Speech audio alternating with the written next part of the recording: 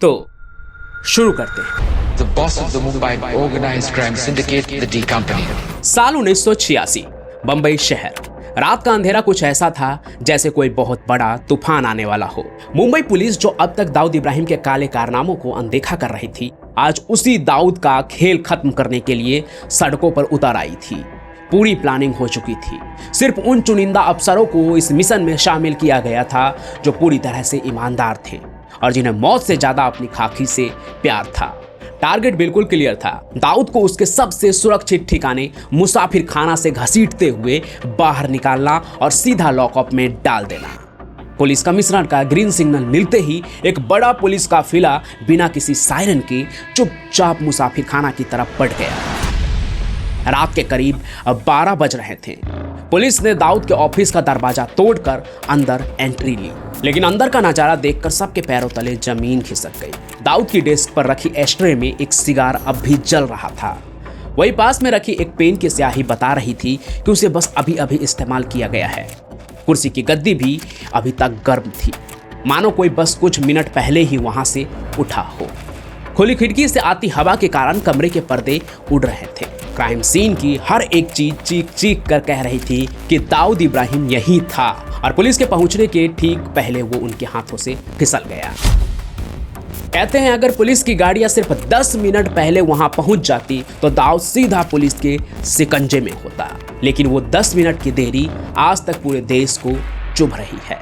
आज दाऊद बड़े साहब बनकर कराची में बैठा है, लेकिन अगर वो उस रात पकड़ा गया होता तो ना कोई ब्लास्ट होता और ना ही मुंबई में कई गैंग वॉर होते। लेकिन यहाँ सबसे बड़ा सवाल उठता है कि आखिर दाऊद को पुलिस की इस सीक्रेट रेड की भनक लगी कैसे। सबसे जरूरी, दाऊद बिना असली पासपोर्ट के देश छोड़कर दुबई कैसे पहुंच गया? वो कौन था जिसने देश के साथ गद्दारी की, खाकी वाला या खादी वाला? आखिर कैसे और कहां से शुरू हुई दाऊद की भारत में उस आखिरी रात की पूरी कहानी? हेलो, मैं हूं पंचम प्रकाश और शुरू करते हैं कहानी आज की। कैसे निकल गया, किसने उसको हेल्प किया, यही एक मिस्ट्री जो आज तक सॉल्व है। दाऊद एक डरपोक किस्म का अपराधी था। 19 गोलियां समद खान पठान को मारी हैं। डी सोमन करके थे, वो क्राइम ब्रांच में थे और उनसे कहा कि मैं जा रहा हूं दाऊद को गिरफ्तार।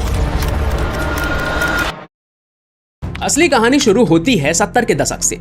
देश की राजनीति में काफी उथल पुथल चल रही थी। इसी माहौल का फायदा उठाकर एक नया क्रिमिनल अंडरवर्ल्ड में अपनी जगह बना रहा था दाऊद इब्राहिम। उसने अपने भाई शबीर और कुछ दोस्तों के साथ मिलकर यंग कंपनी नाम का एक छोटा सा गैंग बनाया। साल 1975 में जब प्रधानमंत्री इंदिरा गांधी ने देश में इमरजेंसी लगाई, तब महाराष्ट्र के चीफ मिनिस्टर शंकर राव चौहान थे। उस वक्त पूरी पुलिस का फोकस सिर्फ पॉलिटिकल अरेस्ट पर था। दाऊद ने इसी बात का पूरा फायदा उठाया और स्मगलिंग के धंधे में अपनी जड़ें मजबूत कर ली। उस जमाने में बंबई के अंडरवर्ल्ड पर हाजी मस्तान, करीम लाला और वरदराजन मुदलियार का राज चलता था। दाऊद तब बासु दादा नाम के एक लोकल डॉन के लिए काम करता था, लेकिन 1976 में एक ऐसा इंसिडेंट हुआ जिसने दाऊद की पूरी जिंदगी बदल दी। बासु दादा ने सरेआम दाऊद के पिता इब्राहिम कासकर की बेइज्जती कर दी। इस बात ने दाऊद के खून में आग लगा दी। बदला लेने के लिए दाऊद और उसके भाई शबीर ने अपने 7 साथियों के साथ मिलकर बासु दादा के सिर पर सोडा की खाली बोतलों से जानलेवा हमला कर दिया। इस खूनी लड़ाई ने रातों रात दाऊद को बंबई का एक नया उभरता हुआ डॉन बना दिया। इसके बाद दाऊद ने पीछे मुड़कर कभी नहीं देखा। उसने खालिद पहलवान के साथ मिलकर एक्सटॉर्शन और स्मगलिंग का धंधा शुरू किया और अपने गैंग को एक नया नाम दिया, डी कंपनी। वक्त के साथ बंबई का माहौल और भी बिगड़ने लगा। 1980 में AR अंतुल्य महाराष्ट्र के चीफ मिनिस्टर बने। ये वो वक्त था जब अंडरवर्ल्ड और पॉलिटिशियंस के बीच में सीधे कनेक्शन बनने लगे थे। हाजी मस्तान जैसे तस्कर खुलेआम नेताओं के साथ उठते बैठते थे, लेकिन दाऊद की लगातार बढ़ती पावर बंबई के सबसे खतरनाक पठान गैंग को रास नहीं आ रही थी, जिसका लीडर खुद करीम लाला था। देखते ही देखते दाऊद और पठान गैंग के बीच खूनी गैंगवार शुरू हो गया। सड़कों पर लाशें गिरने लगी।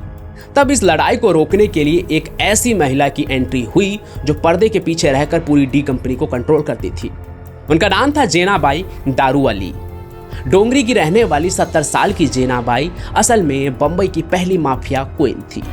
दाऊद उसे अपनी दूसरी मां यानी कि खाला मानता था और वहीं हाजी मस्तान उसे अपनी आपा।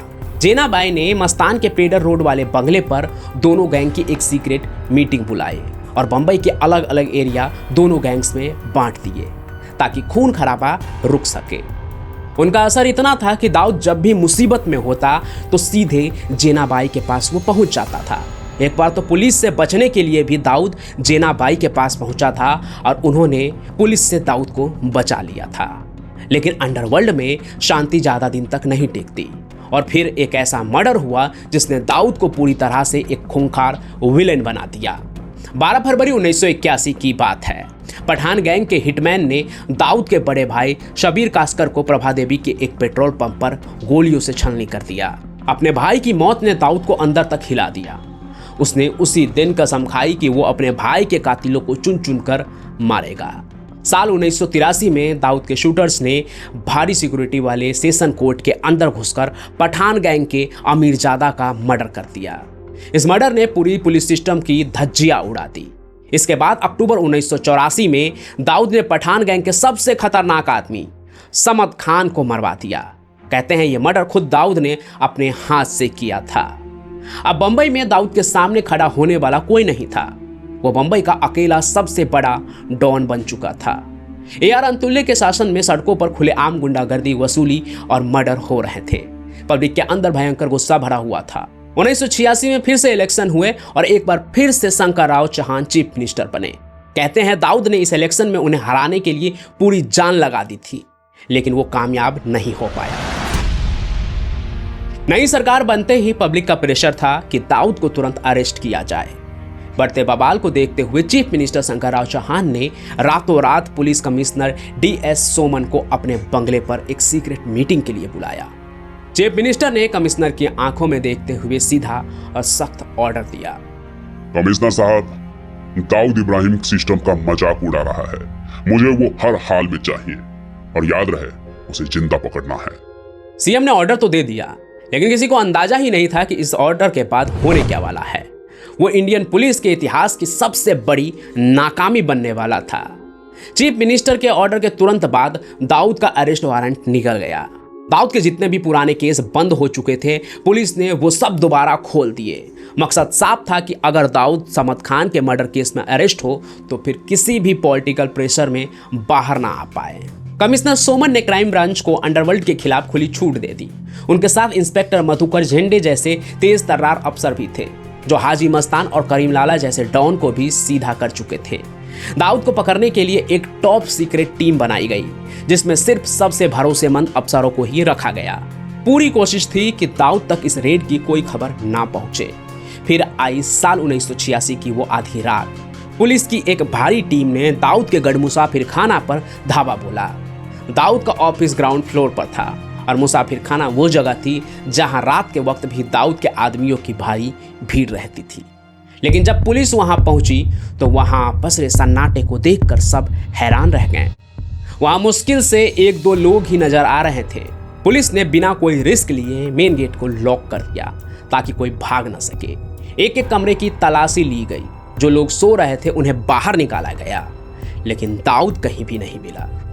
उसका एक भी खास आदमी उस रात वहां मौजूद नहीं था। पुलिस के हाथ सिर्फ उसके कुछ रिश्तेदार और छोटे मोटे गुर्गे ही लगे जो इधर उधर करते थे। इतना बड़ा सीक्रेट ऑपरेशन बुरी तरह फेल हो चुका था। पुलिस को मुसाफिर खाना से खाली हाथ वापस लौटना पड़ा।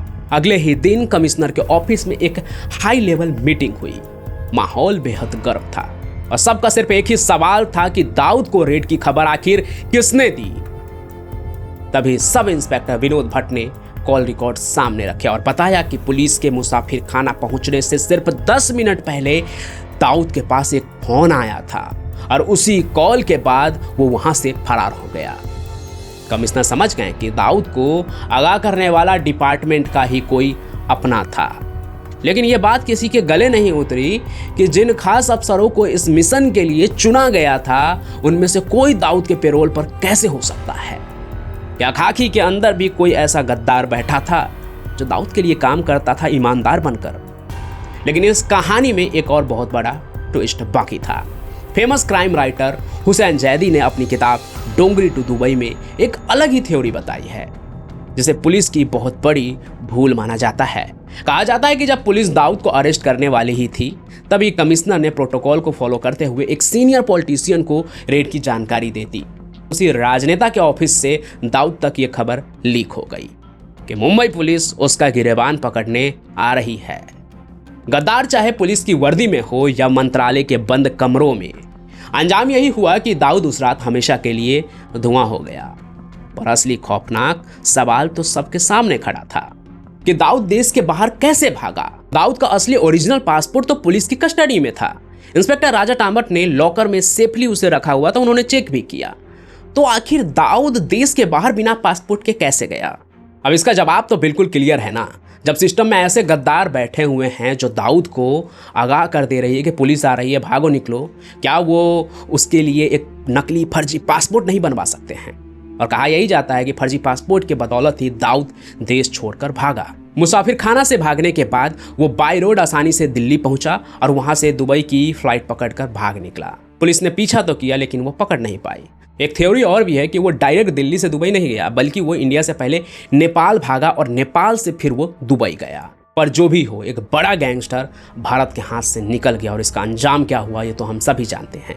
यह इंडियन सिस्टम की सबसे बड़ी हार थी, नेताओं और क्रिमिनल्स के गठजोड़ का एक ऐसा काला पन्ना जिसने हमेशा के लिए भारत का इतिहास बदल कर रख दिया। उस रात के बाद दाऊद सिर्फ मुंबई का एक डॉन नहीं रहा, वह कानून के नज़रों में एक भगोड़ा और इंडिया की सिक्योरिटी के लिए सबसे बड़ा खतरा बन गया। जरा सोचिए, अगर उस रात मुसाफिर खाना में दाऊद पुलिस के हाथ लग जाता तो आज अंडरवर्ल्ड की तस्वीर क्या होती? क्या वो आज इतना बड़ा इंटरनेशनल माफिया बन पाता? मुंबई में तो एक मामूली सा चोर था शुरुआती दिनों में, धीरे धीरे गैंगस्टर बना, स्मगलिंग में उतरा। असली डॉन तो वो दुबई जाकर बना और फिर पाकिस्तान के साथ मिलकर भारत का गद्दार, जिसने भारत को कई जख्म दिए। दाऊद की इस पूरी कहानी को जानने के बाद आपको क्या लगता है? क्या उस रात अगर दाऊद पकड़ा जाता तो क्या होता? आप जो भी सोचते हैं वो कमेंट में जरूर लिखिए। पहले आप मुझे दाऊद की कहानियों के साथ और अलग अलग गैंगस्टर की कहानी के साथ क्राइम कनेक्ट पर देखा करते थे, लेकिन अब से यहीं पे हम कहानियों के सफ़र में डूबेंगे। फिर वो चाहे क्राइम की कहानी हो या कोई मिस्टीरियस कहानी, या फिर आप समझ लीजिए कि ऐसी कहानी जिसमें सिर्फ राज ही राज हो। तो कहानियों का सफ़र तो यूं ही जारी रहेगा। आज के सफ़र में बस इतना ही। ऐसी ही अनसुलझी और मज़ेदार कहानियों के लिए जुड़े रहिए अनटोल्ड पंचम के साथ। और अगर देखना चाहते हैं अंडरवर्ल्ड की एक और ज़बरदस्त कहानी तो यहाँ क्लिक कीजिए, क्योंकि अब मैं यहीं मिलूंगा।